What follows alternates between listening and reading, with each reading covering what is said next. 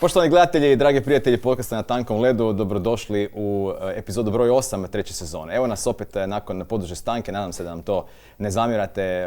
Da budem sasvim iskren, nemam baš nekako posebno opravdanje zašto nas nije bilo ovih zadnjih 2,5 tjedna, ali možda i mi ovdje na tankom ledu malo osjećamo svu težinu i izazove koje donosi dinamična i zahtjevna hokejaška sezona. A kako je tek onda hokejašima i hokejašicama? Ali vjerujem da ćete biti zadovoljni sa ovom epizodom jer na neki način primijetili smo kako je počela treća sezona da smo možda stavili u drugi plan nepravedno domaći hokej, IHL i naše hokejaše, pa zato smo doveli dvojicu koja su, pa rekao bih možda i najmeritorniji da nam govore o IHL-u i o prvenstvu Hrvatske, a to su dva senatora, dva igrača koja su u zadnjih 20 godina ostavila dubok pečat na prvenstvu Hrvatske, na regionalnom hokeju, na reprezentativnom hokeju. S nama su Tadija Mirić i Domen Medlin. Dečki, dobrodošli. Hvala što ste se odazvali. Tempo sezone i ritam je stvarno vrlo zahtjevan i znam da je raspored zahtjevan. Ali evo, našli ste vremena i zahvalan sam jako na tome. Domen, tebi sam dužan nekakvih 15-20 minuta od prošle epizode kako sam te prekinuo, tak mi je to žao. Stojim svaki put kad pregledavam, vidim tamo 45 minuta, mislim se joj, nećeš više nikak htjeti doći. Budemo. Nagovorio sam te, budemo. Tadija, ti si nam debitant, pa evo, možda bi trebali krenuti sa tobom. Klasika. Tvoja karijera je stvarno bogata, mislim, brojke govore za sebe. Prvi po bodovima u prvenstvu Hrvatske, prvi po golovima, po asistencijama, si na drugom mjestu iza Novaka, broj odigranih utakmica iza Novaka i Ivšeca. Domen je također tu isto u vrhu, s tim da ima manje odigranih utakmica. Bod po utakmici, ti bi bio tu možda čak... Da sam krenuo iz Hrvatske od početka, možda bi ga i čak i možda. Ajde, nećemo znati. Živi bili pa vidjeli, da. Imaš vremena još, mlađi si od mene. Pa Tadija, reci nam nešto o tvojim hokejaškim počecima, kako si krenuo, od kuda si krenuo i što te sve ove godine zadržalo u hokeju? Pa da, nekak odrastao sam na Kvatriću, to je kvart gdje je Šalata ti je blizu bila, starci i Kajbuš, Dibuš. Trenirao sam svakakve sportove, između ostalog hokej. To je bio taj period neki osnovno školsko, prije osnovne škole, išao se i na nogač i na hokej i to. Kak mi je bilo blizu doma, mama me, zapravo susjed je krenuo na hokej. Moji starci su bili dobri, obiteljski povezani, kao i hoćeš ti, ajde idemo probati klizat malo. I ljubav na prvi pogled, kako se veli, kad sam to probao, to mi je bilo show program. Povratka nije bilo? Povratka nije bilo, uvijek ti je to nekako bilo ne znam, kad kažeš nekom da igraš nogomet, a svi igraju nogomet, kažeš da igraš neki drugi sport, a kad kažeš da igraš hokej, to je bilo uvijek hokej. Tako da je to nekako to se zadržalo meni u nekom prvim tim trenucima i evo, traje do dan danas. Domen, vaše upoznavanje, se možeš sjetiti trenutka u kojem ste se prvi put obračunali na ledu i kad ste se možda upoznali izvan leda? Je li to bilo nešto lijepo ili ne baš tako lijepo? S obzirom da ste tak na pozicijama koje zahtijevaju dosta. 20 godina, ne i više. Možda. Pa mislim da je. Negdje prilike 20 godina kad sam ja prvi put došao, možda čak prije Ebela, još to je bila ta sezona. Mislim da smo tu prvi put imali neki kontakt. Najviše mi je u sjećanju ostalo kad sam prvi rekao tebe. Kad se potukao sa Žagarom. Ne, čak to nije bio on, to je bio Čunko je bio to, da. Kad ga i Žagar zafrko. Ali ne znam, mislim da je to, da je to bilo prvi nekakav dojam.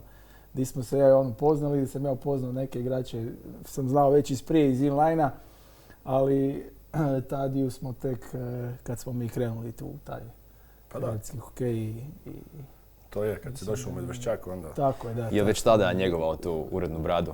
Je bilo ko je bradati klinja? Nisam. Tad je bio još malo jači nek sad.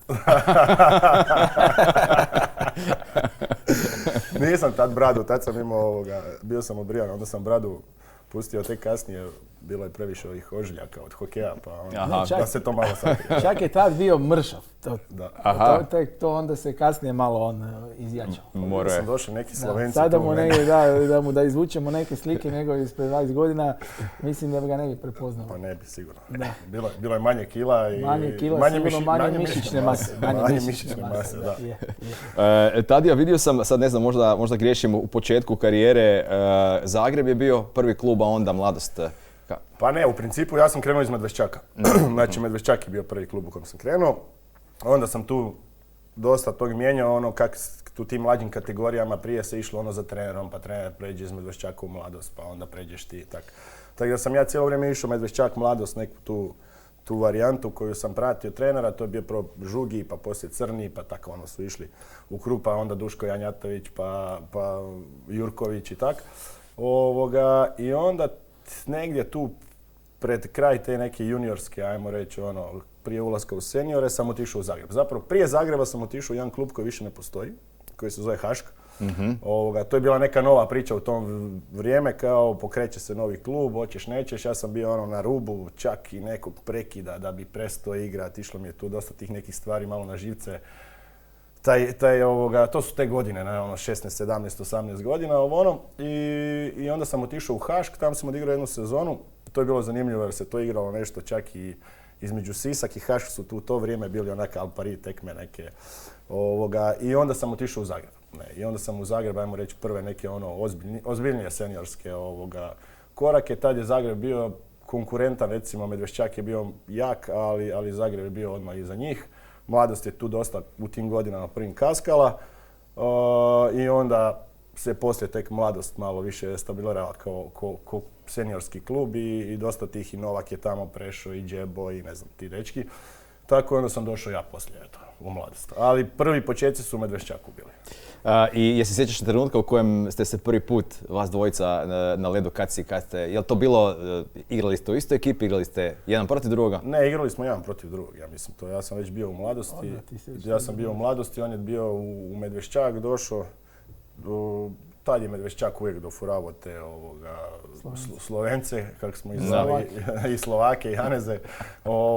I došao je Vedlin, ko je još došao s tom tamo? Bio je Krošel, Žagar, bila je ta ekipa. Sloboda. Da, tako da sam ali on mi je bio najsimpatičniji, tako da zaljubio se u Hrvaticu, pa onda je to već bilo okej. To je već bio veliki plus. Već smo prihvatili drugačije. Super. A vaši se domen putevi dosta zapravo križaju. 2018. Igrate za Medveščak i osvajate to prvo izdanje, ajmo reći, nekako novog IHL-a. I igrali ste još i u Mladosti, ti si zapravo bio također kratko vrijeme u Mladosti.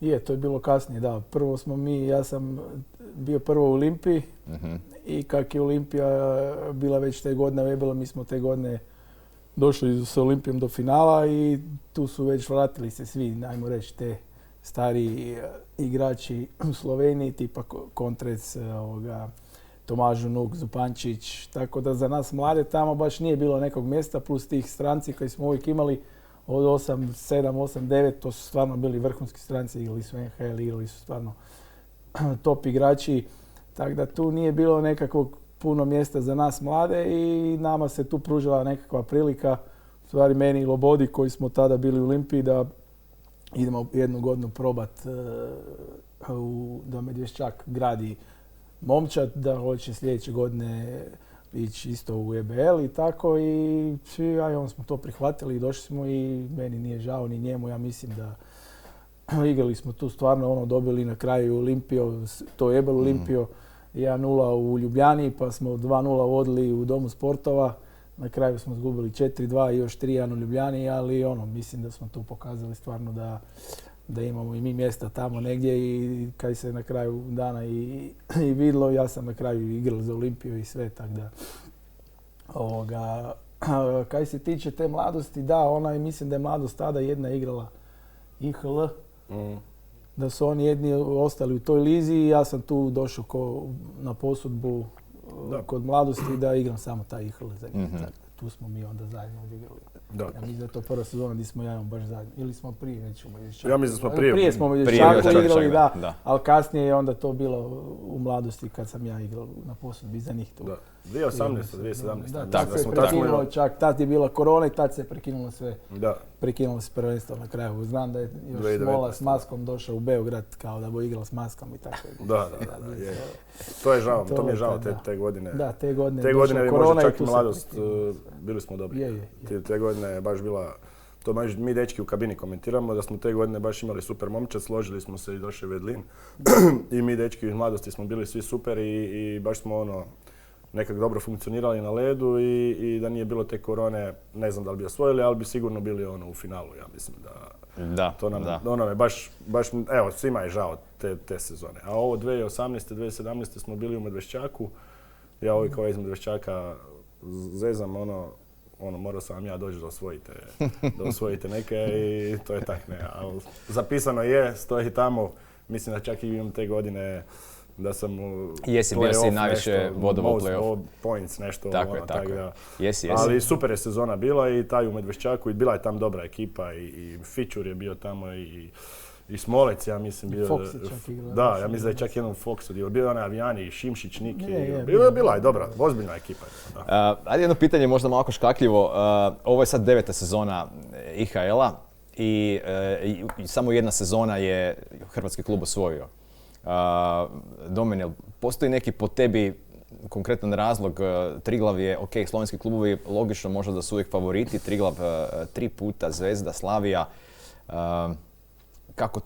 Kako to da nismo još koji put ovih 9 sezona uspjeli doći do titula? Ja bih rekao jedino uvjeti. Uvjeti. Mm-hmm. Da, uvjeti definitivno. Svi slovenski klubovi i Zvezda i Vojvodina, oni svi imaju svoje dvorane, jedan klub, a mi smo tu svi pod jednim krovom, ajmo reći sad od kad je Doma sportova isto otišao. Evo sad zadnjih 5 godina imali smo samo Velesem i tu Šalato koja se otvori na 3 mjeseca, tako da tu nemamo kaj puno za pričat. To je nažalost tako kak je. Mi smo fenomeni u svakom pogledu sa brojem treninga i sa svim. Još i dan danas da uopće pariramo tam da neko hoće uopće to još igrati bez treninga, igraš tekme samo i tako da uvijek velim Triglavu ili ne znam kada dobijemo nekog ovak velim uvijek kaj zamisli da mi treniramo svaki dan koji vi kak mislim to je malo šale, ali mislim da su tu samo većinom uvjeti i to je to. Evo sad se to malo promijenilo, možda došao je taj Admiral, ipak sad neki termine su se otvorili, pogotovo za Medvešćak. Oni sad trenutno imaju definitivno najbolje uvjete. Tako da, evo, ne znam, možda do godine, 2 se neke promijeni, ali pitanje je koliko će dugo taj IHL isto držati. Mislim da je to isto sve u jednom velikom padu. Ove godine se vidi to i kod Kranja i pogotovo Slavija već duže vrijeme igra samo sa najmlađim igračima. Te senatori su svi podustali, tam isto nema love, sve je to amaterski. Ipak ti moraš svaki dan tam doći na trening, moraš za vikend otići na tekmu.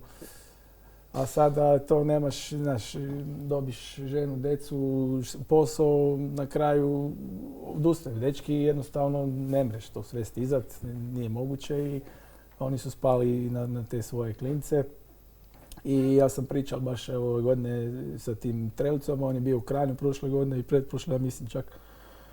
I on je meni rekao, gledaj, mi svi idemo prema Austriji, 3. liga, petak, subota tekma, neka pinka u džep i to je to. I kaj vam sad ja to svaki dan, IHL, ništa ne dobiš. Mislim, dobio valjda tu nekakvu svoju opremu i to, ali kaj se tiče financija ništa. Da. Tako da svi oni već lagano gledaju prema tom, pogotovo ovi stariji dečki koji su nosili te sve igre. Zato sad recimo jedan Kran i od prošle godine su otišlo 7-8 igrača koji su igrali, ajmo reći, neki uzbiljni hokejne tamo. I taj Rajser, Patrik i ne znam.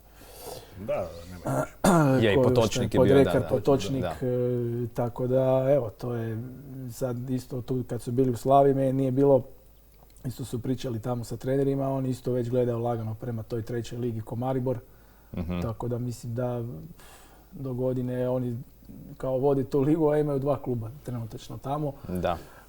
Tako da ne znam baš budućnost te lige za sad. Upitno je kaj će biti do godine, ali ne znam. Da, zapravo si mi odgovorio danas sljedeće pitanje. Tadija, ti isto tako dijeliš mišljenje Domenovo. To je nekakav onda silazni trend IHL-a. Pa je, definitivno silazni trend. Prije je to bilo puno kvalitetnije, pa i više utakmice. Više utakmice, sad je 7 je klubova, to je najmanje od te COVID sezone. Mi smo znali igrat 2 tekme tjedno, znala je biti srijeda, subota, ne znam, ili tak nešto. Onda je to svi shvatili da je to problem. Ljudi rade, pa ako ti upadne prek tjedna tekma, ne mreš pa krpaš momčad, zoveš klince od 16 godina samo da ti popune rodster. Tako da je to i onda se ta liga više manje prilagođavala mogućnostima uvjeta klubova i svih ostalih i to je dalo takvog rezultata da ta liga sve onak više, to je Domen kaže, više ide prema dole i pitanje je neke budućnosti te lige i isplativosti te lige. Mislim, što je tužno za nas, jer kad se ta liga ugasi, opet kaj bomo mi opet igrali hrvatsko prvenstvo, to je super liga za te neke mlađe igrače, za ko neka razvojna liga. Premalo klubova imaš, sad pogotovo Siska, nemaš isto Sisak igra AHL. Opet smo nas troje i kaj, mi ćemo igrati međusobno 10 puta svako sa svakim, 30. Da, nažalost da, pitanje je šta će biti. Nadamo se da će što duže to trajati, da će se nešto, evo pa i Celja se koje je nekad igralo tu ligu ugasilo praktički sa seniorskom momčadi, oni su probali taj isto AHL. Da. Pa, mislim, hrvatski hokej će uvijek ovisiti o tome u nekom klubu ko će imati novce da igra nešto. Da. Znači mi, koliko god da mi radimo tu i ne znam kaj, da opet imaš 3-4, ajde da Sisak više ne igra AHL, pa da imamo 4 kluba, opet 4 kluba, kako biš napravili ligu, svako sa svakim mora igrati bar 4 puta, ili 6 ili 5 puta, da imaš bar 20 tekme ili 30, karikiram koliko bi, hajmo reći, prosjeku trebalo biti po meni, bez play-offa. E sad, koliko je to, ne znam kako je to izvjedljivo, ali to ćemo vidjeti. Ne, pokazat će vrijeme, vjerovatno Sisak će još neko vrijeme igrati taj AHL, za sad dobro stoje i sve i vjerovatno sponzori će to još držati neko vrijeme. To sam htio pitati, je li to zapravo sad stvar i kad govorimo o slovenskim klubovima, jer da, nije tu samo Celje, tu je i Maribor, vidim da isto igra u Austriji. Celje je išlo skroz, cijelo se izgasilo. Vidimo problemi su veliki u Jesenicama, bili sad oni su skoro... Tamo isto pitanje samo vremena kad će se to zgasiti, jer sad im isto pomaže Slovenski savez, da oni to neka guraju, dečki tamo isto, ajmo reći, ne dobivaju skoro pa ama ništa. Da. Ali opet, ne znam, to je takva ljubav tamo, to im je jedini sport, oni to drže, ali pitanje je koliko će to dugoročno izdržati na taj način. Može sezona 2, ajde, izdržat ćemo, izgurat ćemo, mladi smo, možda se neko negdje proda, ali kaj bu kasnije, ne znam, evo, neću se u to niti zamarat, niti me zanima, ali problem je veliki u Sloveniji isto i tak i kod nas, kod nas je to ista stvar. A dobro, mislim, jasno mi je da stvari nisu dobre i da recimo budućnost što se tiče same lige ne izgleda baš osobito svjetlo, ali opet imamo tu te mlađe naraštaje koji dolaze, mladi dečki koji počinju igrati hokej ili koji su već u hokeju neko vrijeme, dečki koji igraju za naše reprezentacije tipa do 18, do 20 godina ili mlađi. Mislim, postoji li nešto što se može napraviti da njima ostane nekakva liga ili nekakav sustav natjecanja u nekakvom nasljeđu?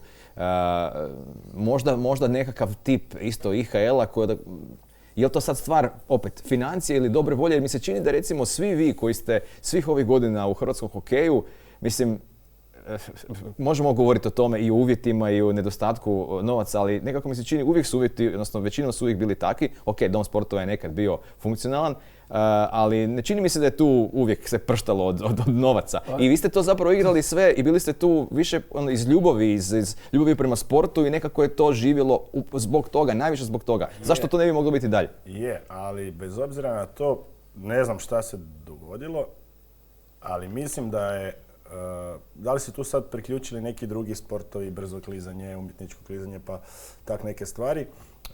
Mi smo imali puno više treninga. Mm-hmm. Mi smo imali 5 treninga tjedno, 2 utakmice, ili 4 treninga, 2 tekme. Znači, to je bilo normalno. Znači, ja sam znao bio sam na faksu ili sam već počeo raditi, ne do Bog da propustiš trening. Pa to je bilo drama, nisi bio ziher, hoćeš igrat, za vikend tekmu. To je bilo nekak drugačije, nije bilo kao više leda u smislu ledenih ploha, ali ko da smo mi imali više treninga, više se to nekak drugačije se distribuirao taj led. I onda je to bilo, i taj razina hokeja je bila možda jača nego danas, ne? Jer sad mi igramo, to kaj domen veli, ili igraš 2 tekme i nemaš trening, ili imaš 2 tekme i ako skupiš 1-2 treninga, to si super dobio termin, ne? Tako da tu se dosta toga promijenilo, ne znam iz kog razloga i zašto, ali činjenica je da se manje trenira, a sport je takav da Ne trpi malo, ne trpi često i redovito. Ne mreš ti nadoknaditi led u teretani ili kaj sam trčiš negdje ili neke radiš. Specifičan je sport, znači ti čim nemaš leda, to sve Da, ide, nije tu problem ni samo u samoj kondiciji, nego tu je, znači ti led ne mreš zamijeniti s nijednim treningom, znači to je feeling. Dakle, NHL igrači imaju 3 tekme tjedno, oni su svaki dan na ledu. Nije to, oni ne radi trening, on radi sam da se obuče opremu pol sata, da si ispuca 100 pakova i on ide dolje. To on više ne trenira, oni samo igraju. Imaš pripremni period koji odradiš i... samo igra, znači tu nema treninga, tu možda neke stvari, se možda tih 15-20 minuta da se pripremi za neku tekmu, ali sve je to u feelingu. Znači, mi smo uvijek gledali te Amerikance koji su dolazili, ajmo reći, iz svakakvih liga, bili su i dobri i loši, ja velim kak si ti igrao, kak si ti igrao NHL, da mi je to znat. Onda na kraju vidiš, ipak on nešto ima u sebi, nešto, vidiš ga da je...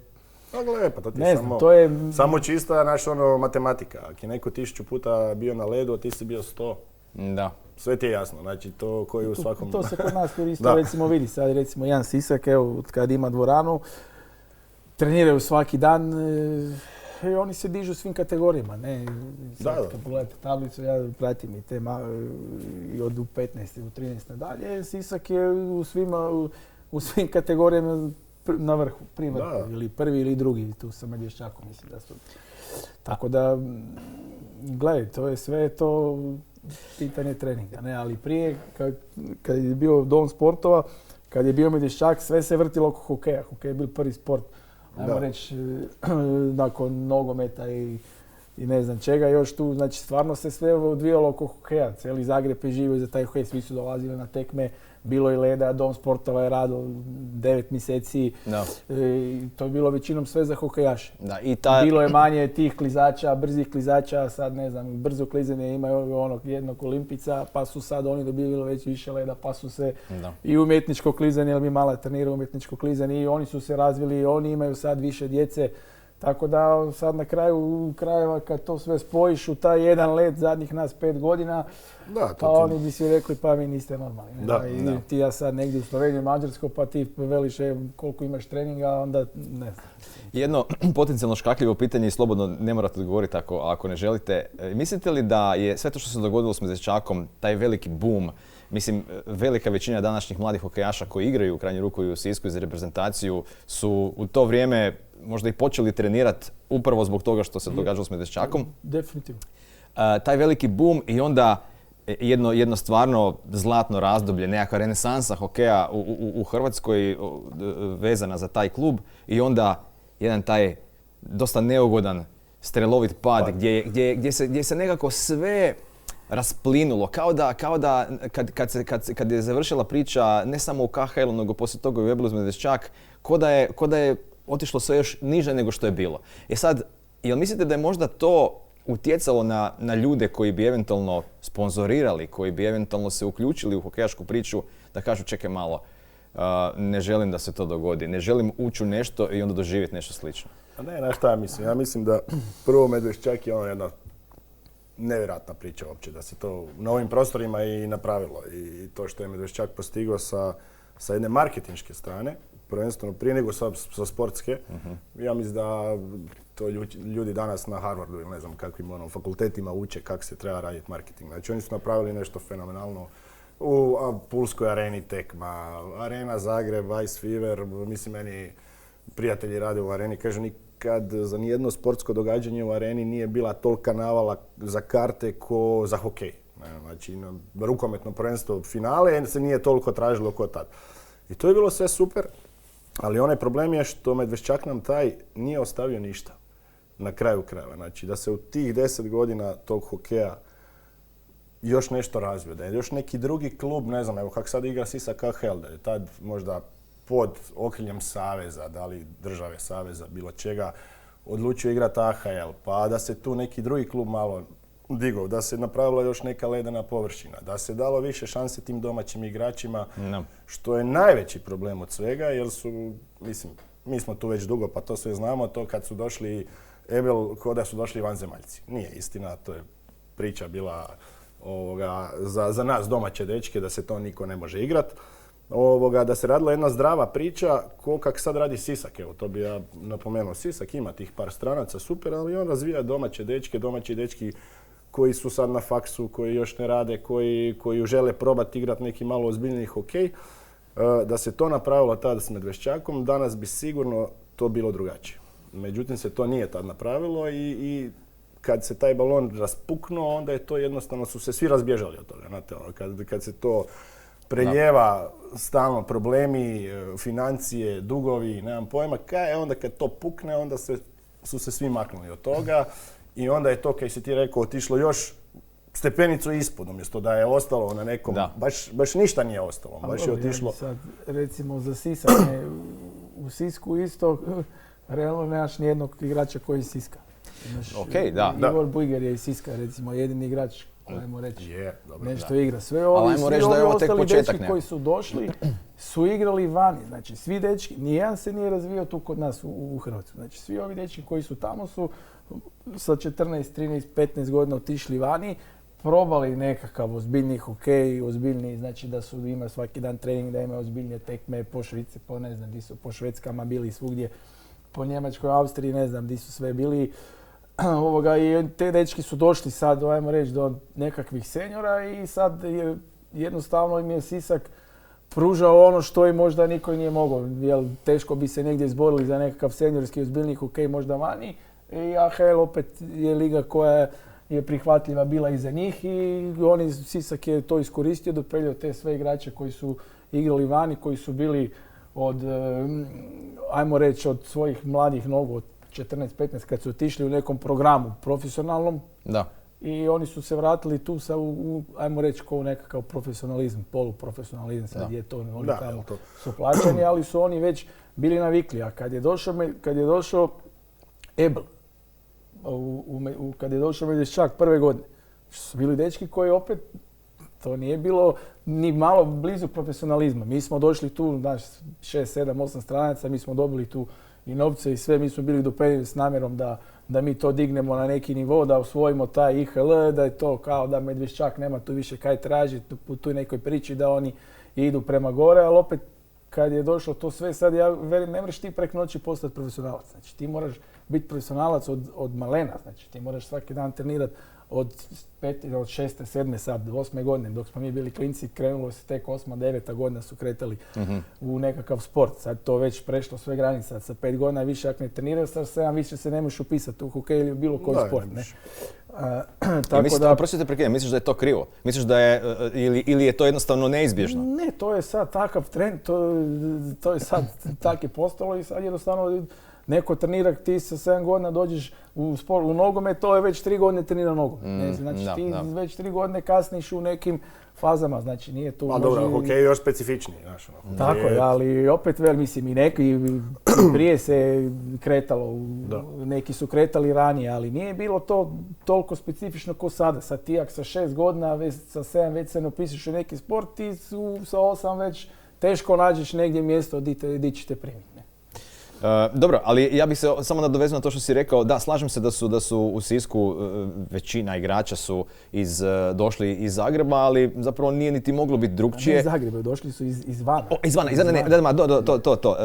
Ali ovo što je i Tadija rekao i ti se isto slažeš, mislim, rekao si za mlađe kategorije, činjenica je da oni koriste sad tu situaciju, postojeće stanje sa tim igračima koji su se razvijali vani, da onda nekako kreću sa nekakvim, po meni, kako ja to doživljavam, dugoročnim ciljem, ok, imamo sad neke domaće dečke i razvijamo ih kroz naš klub i koristimo tu priču u Alpskoj ligi da motiviramo i privučemo još mladih igrača koji će onda, ne znam, kroz 10 godina... To sve stoji, Ali opet jedna Alpska liga i jedan Ebel, to je ko noć i dan. Znači, tamo dečki zarađivaju po 120.000 eura, 100.000 eura. U jednom Gracu najbolji igrač njihov ima plaću 120.000 eura. Mislim, to opet, to je razlika o kvaliteti je velika između Alpske lige i Ebela. Ne, mislim, to je nažalost tako, ali mislim da je prihvatljivije ovo sve i za naše uvjete i za naše klince da nekad da Sisak drži to sljedeći doze, da ti se tu možeš razvijati, da možeš odigrati nekakav ozbiljniji hokej i možda ko je dobar da ide možda probati nešto dalje, ali... A dobro, a recimo smatrate li da je moguće i realno razmišljati da jednog dana, baš zbog toga što su igrali Alpsku ligu i stjecali tu iskustvo, će moći napraviti recimo jedan korak više i recimo zaigrati u Ebelu? Pa, možda čak i sa Siskom ili ne znam, sa nekim drugim klubom Hrvatske. Pa evo, bio je Bruno Iđan tu, isto došao i odmah nakon toga otišao u Ameriku. Mislim, ipak je to drugčije kad ti igraš juniorski hokej ili igraš seniorski hokej. To je najveći korak koji moraš napraviti i tu se tek onda vidi te mladi, dobri igrači koji su u tim juniorima bili recimo top igrači. Sad kad dođeš seniorski hokej, to je sve sad drugčije. Znači, to je najveći preskok po meni. Tako je, mi smo imali jednog u Sloveniji, Matej Badjura je bio prvak Švedske, najbolji strelac u švedskoj ligi. Došao je prve godine u Olimpiju, seniorski hokej, 4. navala, ja sam bil prvi strelac, nakon godine i pol dana je spakirao kofere i otišao i nikad više se nije vratio na hokej. Ajmo reći, talent, da ga nema, ne?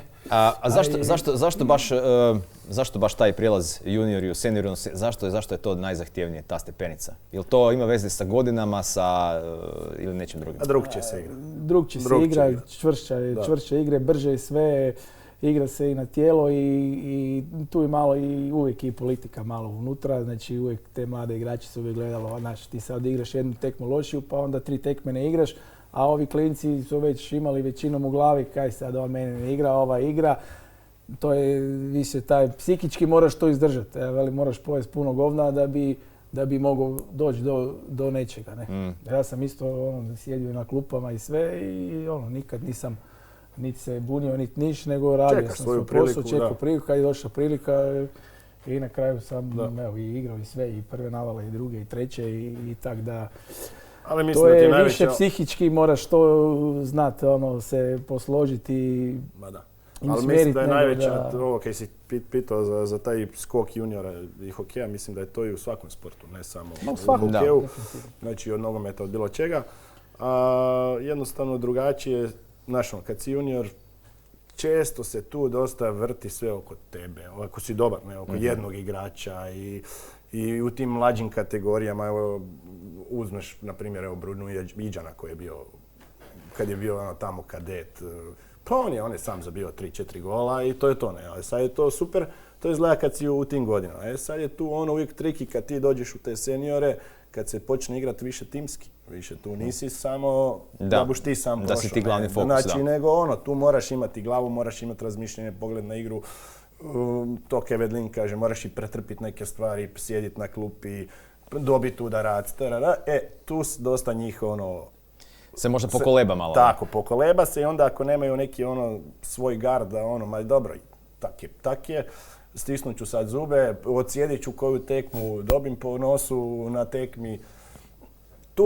Tu se radi ajmo reći, ta selekcija. Ne? Da. I pa ja sam se nagledao i Vedlin sigurno hrpa tih nekih dečki koji su super bili u tim nekim mlađim kategorijama. Jednostavno su se izgubili kad dođu u seniore. Da smo mi pričali o tome, recimo 20-ka u Sloveniji gdje je bilo sve moje godište, većinom osim Anžeta Kopitara, on je bio 87. godište, mislim da je Gašpar Krošov. Su 2 igrača bila samo mlađa.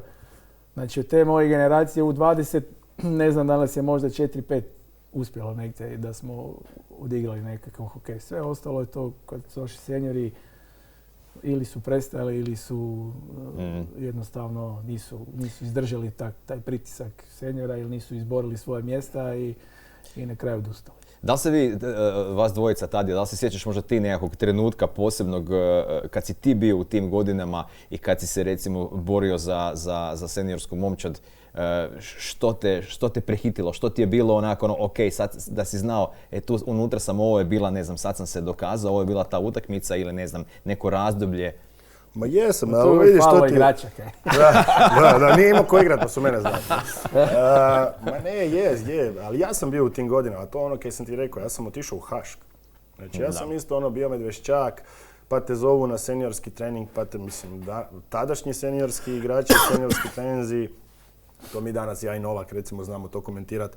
Ona kaže, pola ovih današnjih klinaca ne bi bilo na popisu da uđeš u seniorsku momčad, to je bilo tam kad te neko pozove u to vrijeme u seniorsku momčad, to ti je bilo naš doma si otvarala i starci šampanjac, treniraš, ne da igraš, treniraš sa seniorima. Druga vremena, danas nas fali, danas ti moliš klince da ti dođu, kužiš. I bilo je poštovanje prema starijima. Je, drugčije malo se to bilo. Bilo je u kabini se znao se red, bila disciplina, sad to više. Je, drugčije. To smo isto mi pričali, roditelji, djeca ne poštuju svoje roditelja, kamoli treneri, učitelji, ne znam. Ali kažem ti, ja sam isto bio u toj nekoj prekretnici, nisam tamo igrao, bilo je, ne znam, tamo je bio, sa mnom su bili jedan Žuti i Tojber, isto dečki koji su super igrali, njih su više gurali nego meni, a do tad smo bili Navala, ja, Žuti i Tojber smo bili zabijali 100 golova to u juniorima. Njih dvojica igraju, ja ne igram.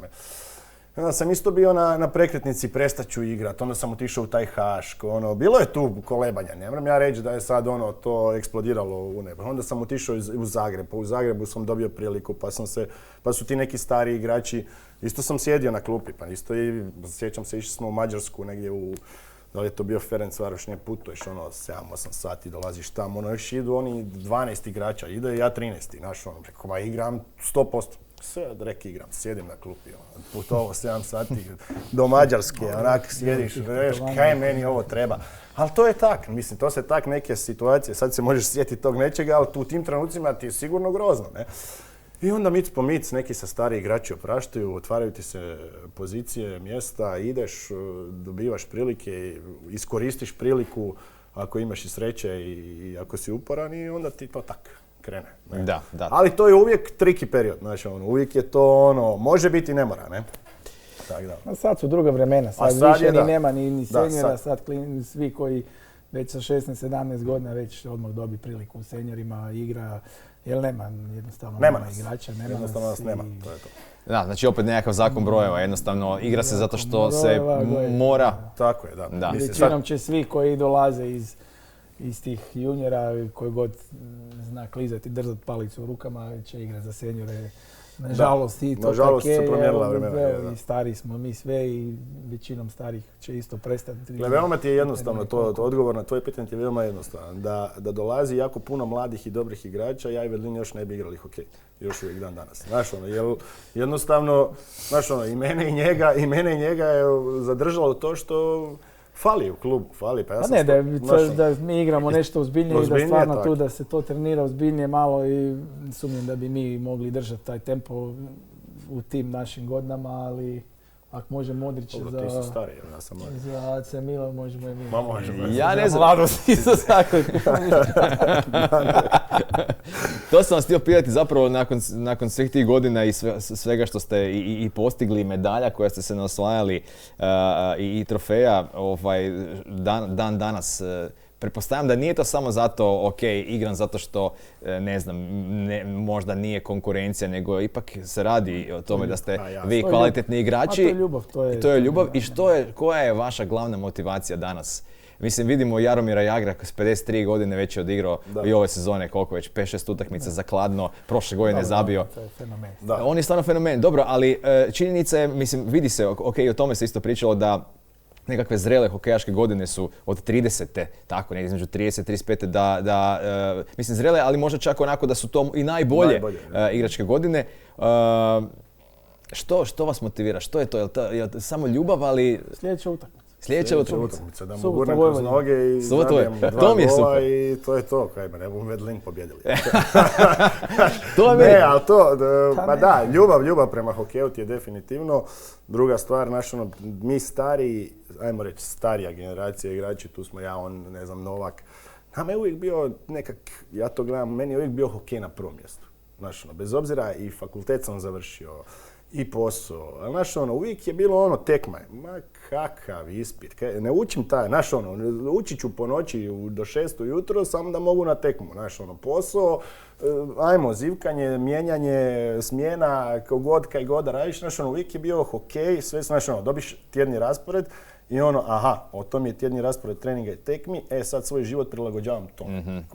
To ti je, i to je jednostavno tak, i tak smo i naučeni. Bila su i druga vremena, sad imaju stvarno klinci toliko i sadržaja svih ostalih vanškolskih i te mobitele, internete, televizore, svaki igrice, PlayStationi. To u naše vrijeme to nije bilo. Ti si doma imali jedan televizor, stari imao daljinski i to. Nisi mogao ni blizu doći, a doma mogu si jedno gledat starce i buraza ili si otišao van na ulicu ili na trening i na ulicu. Znači mi smo cijele dane bili po vani i nikad propustio trening, ali uvijek smo bili, naši vrijeme napraviš doma, zadaću, odmah van. Trening i to je to, spavanje i tako. Petak, ja uvijek kažem, subota je bila tekma, petak kako van izašao. Ja to ti uvijek kažem, kod njih je to sad normalno. Današnje djeca ti, imaš trening, imali smo i mi trening, ali ja sam odradio 6 treninga taj dan. Jer sam bio u školi na tjelesnom, pa izvan školska aktivnost je bio, rukomet.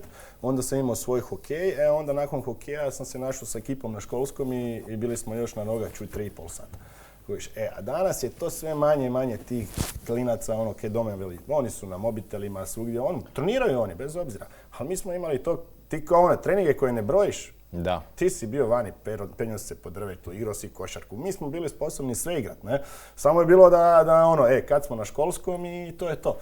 Tako da drugačija su ta neka vremena. Jer prije isto ti, ako si htio s nekim komunicirati, ti si mogu fizički naći tu osobu. Znači ti si morali izaći van, ti si morao pozvoniti frendu na zvono, daj dođi da se ja i ti družimo da pričamo, a sad otvori mobitel, pričaš ili ideš video call pa se gledate pa pričate. Znači ljudi uopće nemaju potrebu izaći ni van, ajmo reći, nekom ko se ne da. Ne? I opet se čuješ sa svim, opet znaš. Imaš neku komunikaciju, možeš s nekim pričati. I sad ja vas slušam i mi smo tu negdje slične generacije, zapravo tada ja smo tu negdje bliži po godinama, ti si domen više kao moj buraz, malo mlađi. I ja sad gledam recimo vas dvojicu kao sa tim iskustvom koje imate, sa znanjem, nekako old school hokejaško znanje, ali i životno iskustvo. Mislim, ja mislim da vi imate svojevrsnu odgovornost.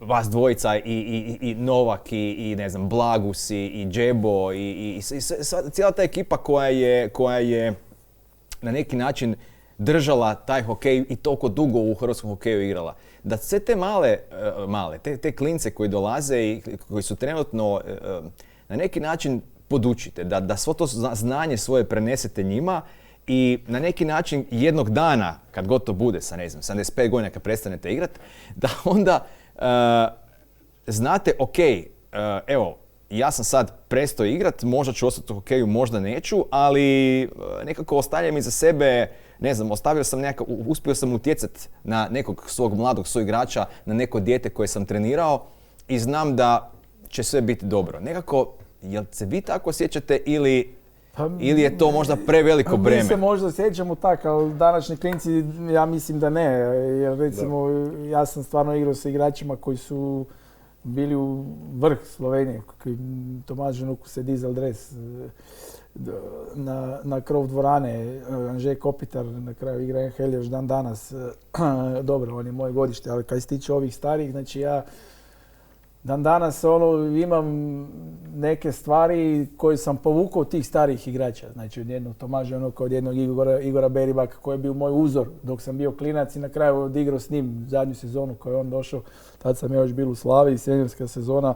On je tu završavao svoju karijeru, to je bila zadnja godina, ja sam s njim na kraju igrao na beku i to je meni bilo toliko sam ja sve kao rekao, ja sam upio iz njega svaku riječ koji su mi prenijeli te stari dečki. Ali sad isto sad ti nekaj veliš nekom od naših, ajmo reći, klinaca, on te veli, ma kaj biš ti meni govorio. Mislim, to je sad komunikacija takva. Drukčija i, ja mislim da oni misli sad ja njemu u oču neka zlo, ne znam, znaš, on to tako sebi predstavlja. Kažeš ti sad meni gol, pa ja sam zabio jučer 3 gola, ne, super, ne zabio si jučer 3 gola, o tome smo počeli igrati za seniore.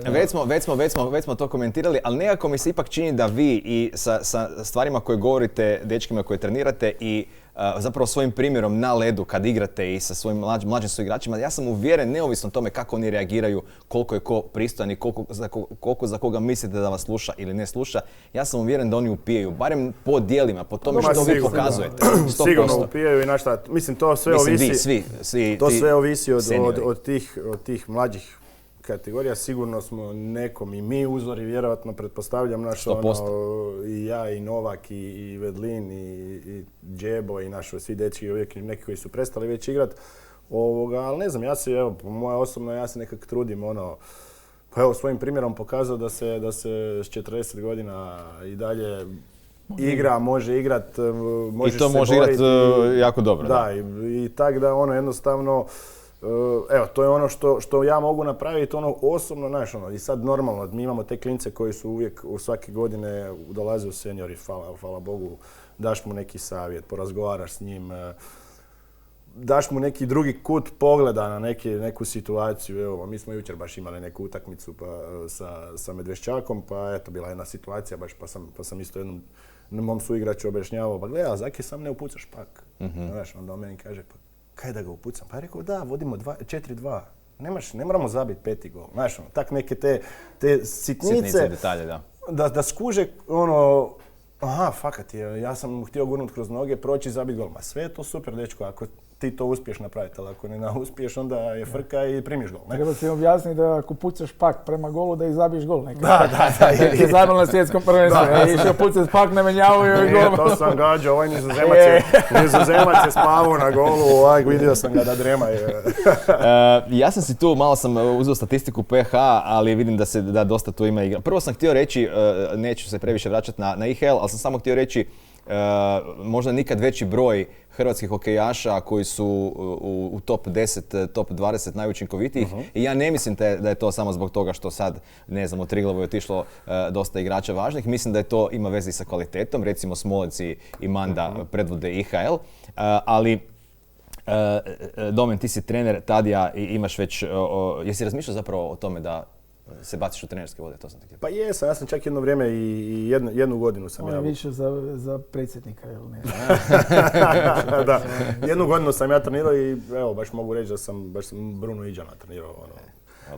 Kad sam ga vodio, ja i Cerovečki smo bili treneri i vidim se jednog dana, ali naš... Čekaj, sad si ti Bruno Iđana pravo? Ma nisam ga. Ali jedan dio sigurno je. Bila je to dobra ekipa, Bruno Iđan, Roko Goršić, ne znam, Bodiroga Mali, bila je super ekipa, ali vidim se, ali toliko sam si dugo zacrtao da želim igrati hokej, da ne želim se bacati u taj posao dok ne završim. Dok ne bude sve. Da, onda se mogu, ako to stvarno odlučim, da se onda mogu 100% baciti u to. Eto. Tu sam si zaokružio neke dečke, mlade dečke, pa me zanima čisto vaše mišljenje, ne moramo sad svakako pojedinačno, ali recimo u mladosti Dubraja 17 godina, Teo Mari 16 godina, već se on ističe u nižim kategorijama. Patrika Marojevića, on je već neko vrijeme tu za Repku igra. Nikola Varga isto super bek u Zagrebu. Petar Tuškan Ivanoš igra za Repku. Braća Zovko su isto već, čini mi se da su jako dugo na dobroj razini što se tiče tih mlađih uzrasta. Tin Alić, sjajan mladi bek i evo, gura taj faks. Roko Debelić je u Repki, Svjetličići, Filip je jedan od najbržih hokejaša koje sam ja vidio ovako. Fran je tu, David Ferenčina mi se čini već standardan u mladoj Repki. Vaše mišljenje o tim dečkima, jel u nekom od tih mladih prepoznajete možda sebe nekad? Ovako, pa mu kažete, gle, nemoj tak napravi ovak. Ne bi to samo je jedan Tadija 21. Ne mreš, to me ne mreš pitati. Ne, šalim se, ali pa mislim, gled, super je to kad su ti dečki tu. Mi ih nekako furamo uz nas. Oni nas furaju u sebe. Ali još uvijek su jako mladi i treba im još Jesu, mladi su, ali mene osobno su me iznenadili, mislim sad ne znam za ove Zagrebaše, pošto protiv njih igram, pa ono, ko da ih nema na ledu. Ali ću reći za mladost, za to kaj si mi rekao, za Marića, Dubraju, Marojevića, Mandu. Da.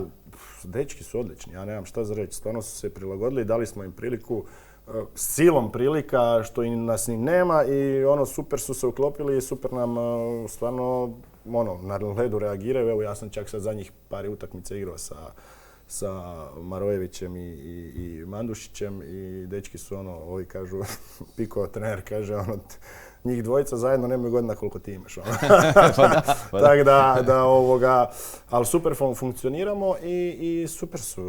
Evo, ja ne znam, meni Marić se osobno isto jako sviđa. Jak si me pitao kog bi usporedio sa sobom, možda njega, vidim da je veliki radnik, zna zabit gol, onak, i eto, to je to. Mali Dubrajak, spomenuo si ga, bek, odličan dečko, razmišlja, igra. Znači to su recimo neke svijetle točke tih mladih koje stvarno treba pohvaliti i treba im davati što više prilike i da preuzmu tu palicu od nas starijih jednog dana za jedno 20-30 godina kad odemo u penziju. Domen, kod tebe, kod tvojih ovih sad trenutno su igrači mlađih. Za sve te mlade dečke da njima tu fali taj razvoj za to njihovo možda korak dalje, a to su treninzi i naravno i sve to ostalo koje ide s tim. Znači taj jedan trening 2 tjedno i ta jedna utakmica ili 2 sad od ove godine do prošle godine. Ovi dečki su svi, znači u zadnje 4 godine nisu imali godišnje 15 tekmi. 2 prvenstva se nisu niti odigrala na kraju. Tako da njima fali 4-5 godina mladosti i treninga i svega, i sad oni su već odjednom došli sad do senjera, jednostavno jer nas nema, dosta ih je odustalo i tak. Sad oni dobivaju prilike, opet nemaju prostora za razvoj, za nešto dalje i veće i ozbiljnije. Nažalost, situacija kakva je. Čekamo Dom sporta. Čekamo da se možda neke napravi još, ne znam kaj da vam velim. Meni je to žao jedno od toga, evo, pogotovo ja mogu sad govoriti za Zagreb, jer mi imamo sad sigurno definitivno najmanje treninga od svih. I tak da ti s jednim treningom i jednim tekmom 2 negdje dogurat ne možeš, nažalost. Da.